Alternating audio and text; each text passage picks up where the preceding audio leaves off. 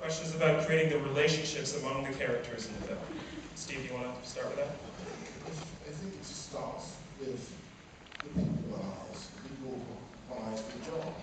And we got on, we're a family. We got on so well, we would support each other, you know, during the hard times of shooting, and that was the key, that we are supporters of each other. There was a family, we loved each other, from catering to hair and makeup, to ribs, gaffers, camera department, wardrobe.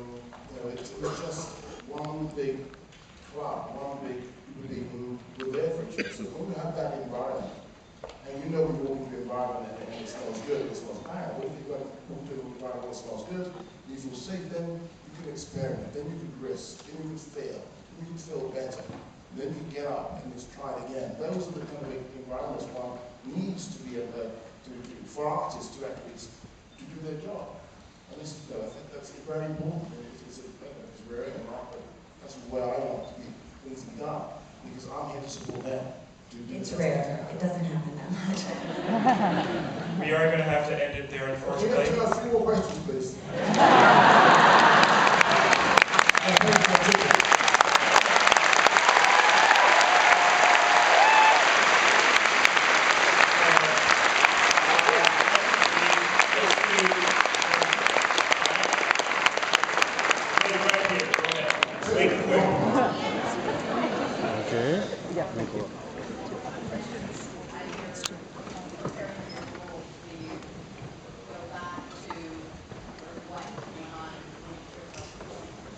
Questions about researching for the film and how much you went back to history, historical records? Oh, sorry. That question is for me.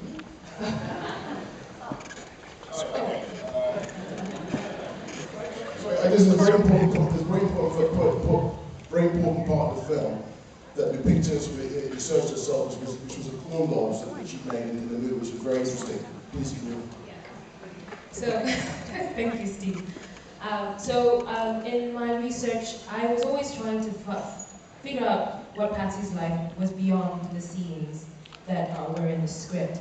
And one evening, shortly before we started to film, I was daydreaming and asking myself, what else did Patsy do with her hands? Because she's described as having dexterous hands. She's the fastest common figure in the Bible. So I had the inclination that she must have done something artistic with her hands. And so it occurred to me, and I think it was a visitation from Patsy's spirit herself, that she may make cornhusk dolls. I knew that there was corn grown on the Epps plantation, so I looked it up, and indeed it was historically accurate that slaves did make crafts out of corn husk. And so I went to Steve with the idea the next day, and he loved it and had the art department provide me with corn immediately.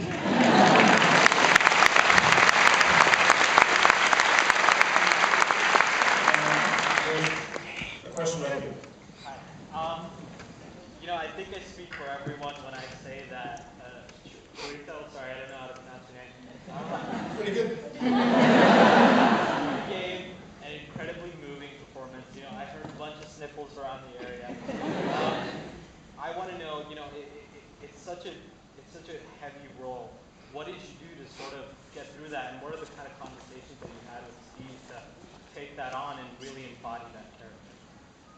Well, first of all, Steve is, I think you mentioned it already, but he's incredibly supportive, and you're always surrounded by this structure where you know that you can go for it 100%, and you have a director that is very watchful and very skilled, and so it allows you the sort of safety net, the security to just try, to carry on trying. And I think from the very beginning we were all aware that it was going to take a lot to get to these places, but I felt that it's, like I was saying before, Solomon's story really instructs that, and to try and to connect to that and to him was something that Steve and I spoke about, constantly as we were shooting, and what his reality was, and as Peter said earlier, the fact that this is somebody's real experience completely enhances doing it, enhances the responsibility, but also allows you a way into some of the more uncomfortable sides of it, because you kind of refer back to him and his experience. We are going to have to end it here.